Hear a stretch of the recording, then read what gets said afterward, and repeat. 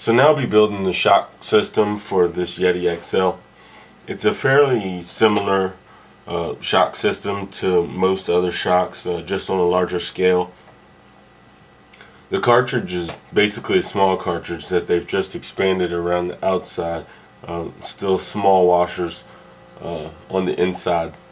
So I'm going to run through setting it up real quick. As I said, it's not much different and it shouldn't take too long to get together. I won't be using Axial oil. I'll be using my own. I'll be using 45 in the rear and 35 in the front. It's a lot different than what the manual suggests. The manual suggests 30 in the front and 10 in the rear. It's one of the few changes I'll be making to the kit. I won't be doing too many things different, but I will be setting up the suspension to my liking, and I adjust the suspension as I need. So 35 front, 45 rear. The shocks are the same front and back, other than the piston has 4 holes in the front and 6 holes in the rear. There's a different spring set in the front than the rear. For some reason the front spring set is rated stiffer than the rear spring set. I'm going to set it up the way the manual suggests, and we'll make changes afterwards. Team Baxter. I'm going to start with the cartridge. I'll run a little bit of grease in there, right around the edge, and then I start dropping my silicone washers in there. Get one washer. You get a plastic spacer. On top of that plastic spacer, before I put it in, I'm going to put another coat of grease. This, in my opinion, helps seal the cartridge. Not necessary, the manual doesn't call for this, but it's just something I do. Another coat of grease around there. Fairly thick so that it'll kind of gush over. Another washer in there. And then this forked cap goes into this holes here, and it has a little area that'll seat down and push the rest of those washers down. Push down on there tight, and that's the cartridge. I'm going to put this cartridge down, and now I'm going to go ahead and build the shaft. I have a stepped area. You get one metal washer on there. Piston slides on. Make sure you trim that flash off when you cut it off. Another washer on there, and then a small lock nut goes on there. Use a pair of pliers to hold this down at the base, and I use one of those little small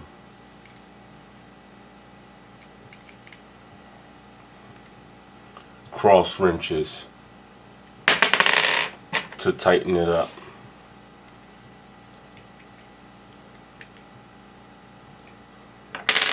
Not too tight. You just want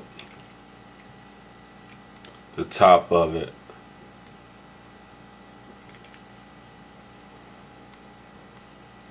cresting.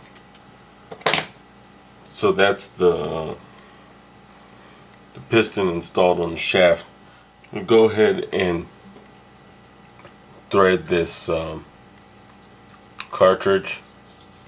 Before you insert the bottom shock cartridge, make sure that you put the silicone ring on there. I forgot to in this video and had to deconstruct the shock and put this ring back on. Just slides over the cartridge like this and seats down at the bottom. Onto this shock body. Axial provides a tool with a little hex cut in it. It fits over the shock cartridge and helps you screw it on down. Provides a pretty tight little adjustment.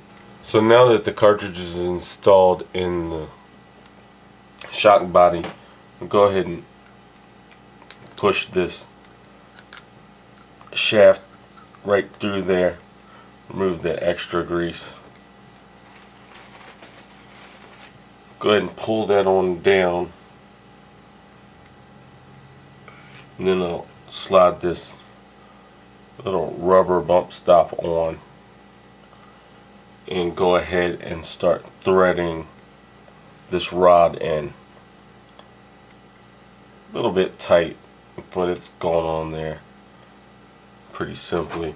Again, I'll get a good bite on this at the bottom from my pliers, twist it on there. Move my pliers up just a little bit, twist on a little bit better, and then you have the rod end on there. I like to get the adjuster on there now so that I don't forget it. It's real easy to forget that. Then get the top on and then you can't get it on.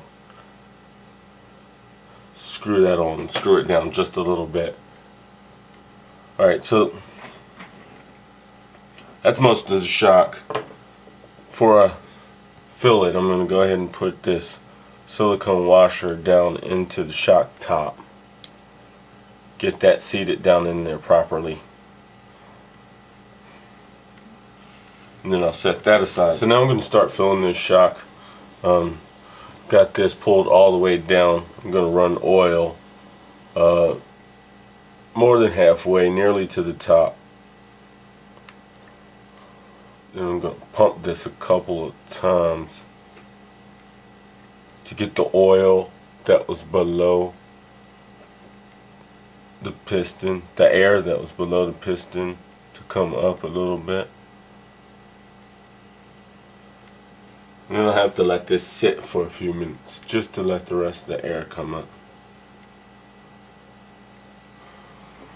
So let it sit for a little bit. Go ahead and fill it to the top with oil, almost to the top.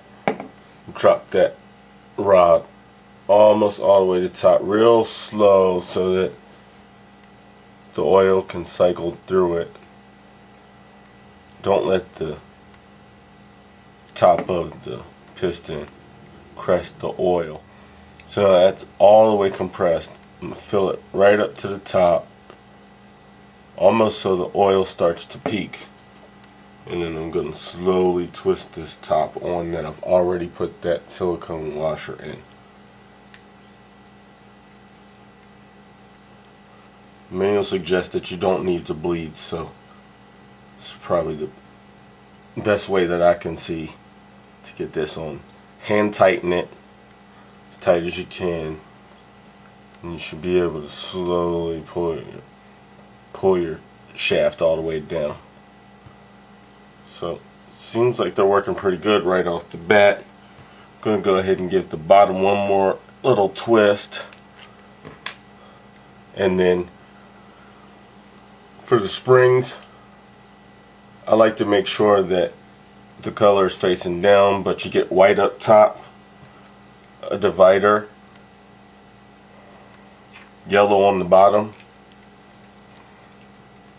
Pull that boot up, shock retainer clip, and that's a front shock done. Rear gets the same procedure, except for it gets red and green shocks, and then the shock gets adjusted to the size that you like. That's a shock assembly. Now I've got 3 more to build. I got the front and rear both installed. They go in really simply. The bottom link goes into the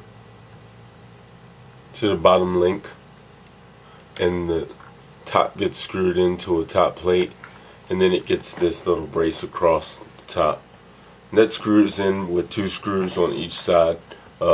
One that actually goes through the shock, and one that just goes through an empty slot. You can move the shock over here if you'd like. I've got it set up the way the instruction manual requests, and if need to change, it'll be changed in the future. Pretty silky operation here. Of course, I made the weight in the back really heavy, and you can really feel that in these shocks. The front is pretty much a standard truggy setup with the 2 shocks mounted to the shock tower, and then the bottom's linked to the A-arms. Nothing special going on there. Again, very silky action. Everything's working pretty good.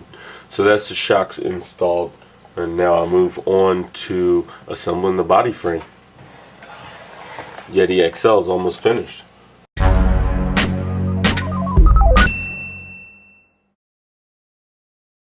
I'm in the process of finishing up building the shocks, and I'm screwing on the cartridge. In order to screw on the cartridge using this applied tool, I've got a firm grip on the threads with my fingers, and twisting this has cut my fingers open. Can't really see the cut too well, but the threads have cut my fingers. I have pretty durable fingers due to my line of work, so probably would take a lot to cut through my fingers. So just be a little careful when you're gripping these threads trying to get your cartridge screwed on.